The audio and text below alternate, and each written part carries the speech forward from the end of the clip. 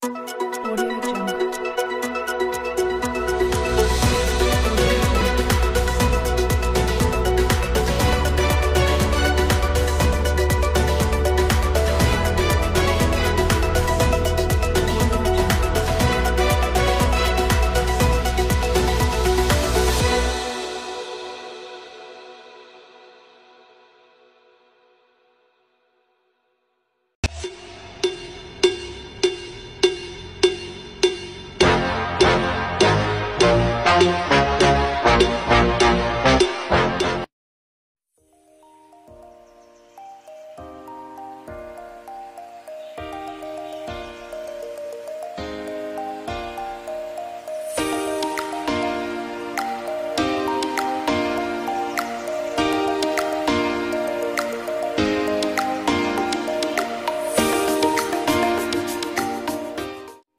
Halo pemirsa, selamat siang. Kali ini masih bersama saya, Arsila.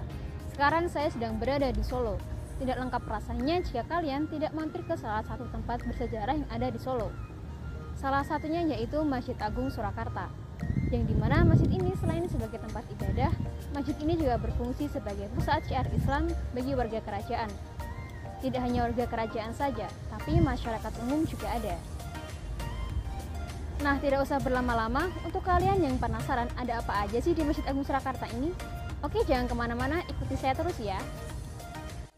Masjid Agung Surakarta memiliki nama asli Masjid Agung Keraton Surakarta Hadiningrat dan dibangun oleh Pakubuwono III pada sekitar tahun 1763 dan selesai pada tahun 1768.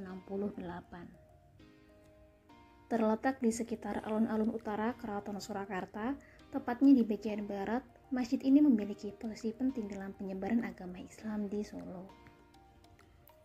Pembangunan masjid ini tidak terlepas dari peran penting yang dipegang oleh seorang raja pada saat itu. Ketika itu, raja tidak hanya menjadi pemangku kekuasaan tertinggi dalam pemerintahan, tapi juga sebagai penyiar agama. Selain itu, pemilihan lokasi masjid yang dekat dengan keraton terinspirasi dari Masjid Agung Demak yang juga dibangun di dekat keraton dan alun-alun keraton. Berdiri di atas lahan seluas hampir 1 hektar dan mampu menampung sekitar 2.000 jamaah. Sepanjang perjalanannya, masjid ini telah melalui beberapa penambahan dan renovasi. Bangunan yang pertama dibuat adalah bagian utama masjid. Penambahan pertama dilakukan oleh Pakubuwono IV yang memberikan kubah di bagian atas masjid. Tidak seperti kubah pada umumnya yang bergaya Timur Tengah, kubah pada masjid ini bergaya Jawa. Bentuknya menyerupai paku bumi. Penambahan berikutnya dilakukan oleh Pakubuwono X. Pakubuwono membangun sebuah menara di sekitar masjid atau sering disebut Jogosworo, tempat pengeras suara yang tingginya sekitar 16 meter. Serta sebuah jam matahari untuk menentukan waktu sholat.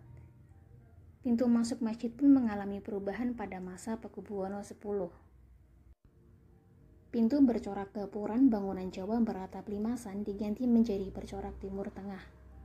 Terdiri dari 3 pintu dengan pintu yang berada di tengah lebih luas dari kedua pintu yang mengapitnya. Penambahan terakhir dilakukan oleh pemerintah Surakarta. Masih di area masjid ditambahkan beberapa bangunan dengan fungsi berbeda. Ada perpustakaan, kantor pengelola, dan poliklinik.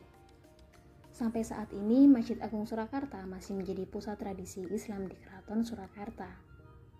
Masjid ini masih menjadi tempat penyelenggara berbagai ritual yang terkait dengan agama, seperti sekaten dan Maulud Nabi.